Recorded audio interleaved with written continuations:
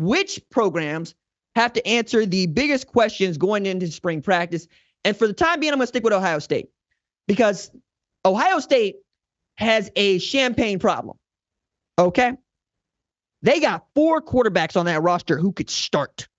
Aaron Nolan is a talent. Julian Sayin is a talent. Devin Brown is a talent. Will Howard beat the national champion runner-up in 2022, who was undefeated at the time in the Big 12 championship. He's big, he's strong, he's fast, and he wants it. Like, nobody has more to gain on that roster at quarterback than he does because he can turn his day 2 prospects into first-round draft prospects just by putting together a good year with Chip Kelly and that offense, who's going to try to make use of the quarterback's ability to be the 11th guy on the field, right? So that's 1. 2 on the champagne problems list is, do you realize that Jim Knowles could have the best safety tandem in football if they choose to leave Sonny Styles at safety, which I think that they will? You have 6'4", 230. And a dude that can play 3, 4, 5, 6 positions for you on defense is Sonny Styles. Perhaps the most talented guy on the defense last year. But the reason I say 6'4", 230 is because that is the exact height and weight of Isaiah Simmons at Clemson when he was a destroyer of worlds. When Brent Venables had that dude coming off the edge, playing single high, playing man in the slot, that's what Sonny Styles can do. Okay? He's that good. And then you added what I think is the best defensive back in football, Caleb Downs. So you could essentially have Cam Chancellor and Earl Thomas just at Ohio State be Sonny Styles and Caleb Downs. Dog, if it feels like I'm giddy, it's because I am. Because as a quarterback, I don't want them problems. Like, as a quarterback, I'm looking at safeties going, which one of these dudes can I manipulate? Because I'm wrong either way. Because Sonny Styles is going to come down, he's going to hit, he's going to make plays. And Caleb Downs is a damn pterodactyl. You know what I'm saying? Like, what are you going to do with this? And by the way, they play with 3 safeties in that 4-2-5. So that's one. You know what I'm saying? That's the defense. CJ Hicks is going to come on. Cody Simon's going to lead them up front. And then Larry Johnson Sr. still stupid out defensive line. JT Tuimoloau. You know what I'm saying? Tyleek. Jack Sawyer. They're ridiculous. It's Denzel Burke. Jordan Hancock. They're ridiculous. I'm excited. I really am. Because I love it when you get to see great defense. I love when you get to see great football. But, you know, I'm a guy that I like to think I could have spun it, or I could spin it in high school, right? But I'm looking at that going, who wants those problems? Like, what quarterback is looking at that secondary going, yeah, which one of these dudes am I throwing on? Nobody. You better hope you run the football really well that day. That's going to be a lot of fun. All right. 3 on the champagne problems list. Things they got to answer. Spring practice questions at Ohio State. How will Chip Kelly exploit Quinshon Judkins and Travion Henderson? Quinshon Judkins, maybe the best tailback in the SEC for the last 2 years, right? Now, 2023 wasn't as good as 2022, but he was a true freshman. Ridiculous. It's ridiculous. Travion Henderson, who when he is right and when he is healthy, will go win you the football game. Just ask Notre Dame. Travion Henderson, whose middle name is home run hitter. They got speed and power at the tailback positions, along with 4 dudes that can start. And oh, by the way, Emeka Egbuka over there, Brandon Ennis over there, Jeremiah Smith over there, Ardell Tate over there. Here, I love this team. The only problem that they really got to answer, I think, the only thing that just doesn't make me giddy is their offensive line. Now, they got the right side sorted. Okay, they got Seth McLaughlin at center. You're probably going to keep Donovan Jackson right where he is. Excuse me, the left side sorted. Donovan Jackson at left guard. And then you're going to move, or you're going to stay with Josh Simmons right there, right? On the right side, maybe you bump Josh Fryer to right guard. This right tackle is kind of hard for him. And maybe you see that Luke Montgomery can be your guy. Maybe he goes left tackle, maybe goes right tackle. But either way, Justin Fry's going to have to get that figured out. But if they do get that offensive line sorted, tell me where the weakness is. Like, I'm dead ass serious. Where's the weakness on this football team? Jim Knowles could have won the Broyles Award each of the last 2 years, and nobody would have been really that mad. Now, maybe, right? They beat Michigan, he wins it, right? Ryan Day is Ryan Day, but Chip Kelly is also Chip Kelly. And I just mentioned those quarterbacks, and I mentioned those tailbacks, and I mentioned the wideouts, and I mentioned the defensive line and the linebacking crew and the secondary. Yeah, dog. We're going to do the pre-spring top 25, but you could already see what I'm telling you. You can see what I'm telling you. Like, if I had this team on a new football game, y'all wouldn't let me play no more. Y'all be like, nah, I don't play RJ. Oh, he'll pick Ohio State, which is what most Oklahoma fans think in the first place. But you get my point there. You look at that and you go, nah, dog, we trying to match wits. I'm not trying to get beat by the CPU because CPU going to give everybody 99 ratings because that's what it feels like with Ohio State. It feels like they're right there. The other team that I am fascinated about that we got to talk about in spring is Nebraska. And the way that I'm going to frame this question is, should I care about Nebraska in the spring? I mean, at this point, you got to feel what I'm saying because you college football like I'm college football. This is what we do. Right? So we family. I'm gonna talk to you like we family. Nebraska, every spring, we'll blow it out. Nebraska fans will turn up.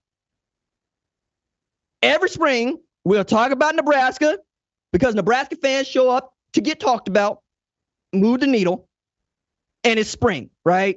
It's either you're talking about the NFL draft, you're talking about spring practice, only a few teams that move the needle during spring football, right? Nebraska being one of them. But I'm trying to tell y'all, I don't know if I can keep telling y'all to care about Nebraska because Nebraska ain't been nobody since these children were small, okay? The last time Nebraska was any damn good was 2009. And Ndamukong Suh done come and gone. You know what I'm saying? All right? Like, if I said Eric Crouch to some of these kids, you mean that old-ass man, RJ? Oh, chill out. For real? You know what I'm saying? If I say Tommy Frazier, they look at me like I'm crazy. If I say Amon Green, Lawrence Phillips, they look at me like I don't know what I'm talking about. If I could say Coach Osborne, oh, yeah, I know about him. He in the black and whites. So now we on to Nebraska with Matt Rhule. Problem is, Matt Rhule has a trajectory that his programs will follow. Year one, they're going to be sorry. And last year, they were sorry, okay? They were in close games, but they were sorry. Year two, they start to show a little something. So like at Baylor, he won 1 game in his first year. At Temple, he won 2. Then in year 2 at Baylor and Temple, they went bowling, which at Nebraska, they're going to be throwing the biggest damn party if Huskers go bowling in 2024. But that's on the trajectory, right? So that's one reason to care is this might be the team that turns the corner because that's what usually happens in Matt Rhule's year 2. They turn the corner. But it's also in Nebraska. And it's Nebraska in the Big Ten. And Nebraska in the Big Ten was a non sequitur a decade ago. Now, don't nobody know Nebraska like we know Nebraska. And I can't tell them to. Like, Nebraska be losing to Iowa. I can't tell you who I cared less about when I was playing high school football in the early aughts. Okay? Iowa? All right. Then I got to take into account who Matt Rhule is. On top of what Nebraska football means in the state of Nebraska. Put it this way. Last week, midweek, Matt Rhule went to an event on the Lincoln campus where they had an occupancy max of 70, but there were 100 high school coaches there that wanted to hear him talk. So he spoke and then had his position coaches speak so he could get in the car same night, drive to Omaha, and do the same damn thing. Nebraska cares terribly about his football team. Nebraska high school coaches want a reason to care and talk about Nebraska football. As a matter of fact, they got fewer kids playing football in the state of Nebraska than they have in years.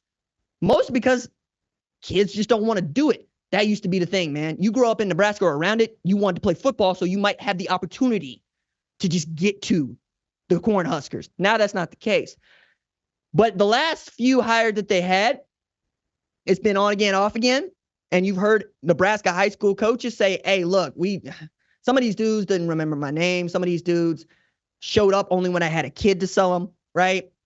But the feeling with Matt Rhule and his staff is that there are some adults in the room, right? That there are some guys that understand not just how to coach ball, but know how to talk to the community about the ball that they are coaching. I usually check out when I hear a football coach say the word culture. My eyes glaze over. Like everybody says it's come to mean nothing at all, right? And yet when Matt Rhule says it, I genuinely believe it's one of the only things that he does believe. He believes in culture. He believes in continuity. He believes in family. However, the other way of saying that you believe in culture is by not winning a whole bunch of games. And if I'm going to be a Debbie Downer about it, and I'm prone to, right, because I talk about this stuff as it is, not as I want it to be. Can you get to 6 wins, culture? Can you get to 6 wins? Because they lost 5 games last year by 3 points or fewer in overtime, right? That's the glass half full. The glass half empty is they put away $9.5 million to the one bank account of Matt Rhule to go 5-7. Okay? Excuse me, $9.25 million, not 9.5, but you get what I'm saying. Was $250,000 to a man that could have made $40 million for sitting on his couch and chose to coach at Nebraska, you know? But the way that I would put this to Nebraska fans that want to feel good about 2024 and hear me ask the question earnestly, should I give a damn about Nebraska? Is that my team is the Oklahoma Sooners. First year, we got the guy that I wanted to get, that everybody at OU wanted to get. His name's Brent Venables. And we thought we were going to be going from strength to strength.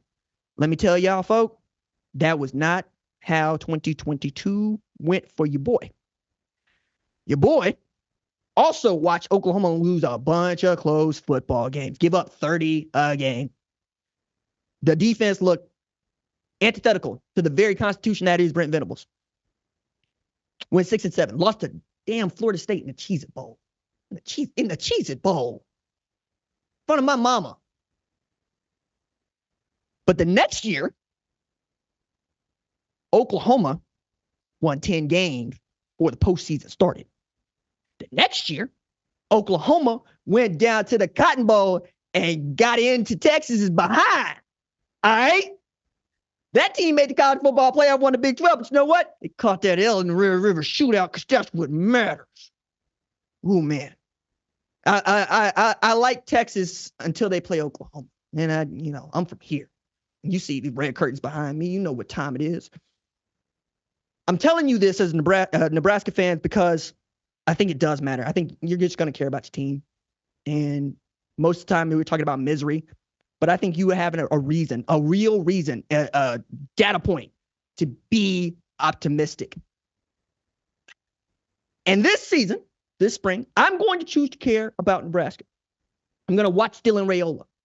I'm going to see if this dude can grow up and mature.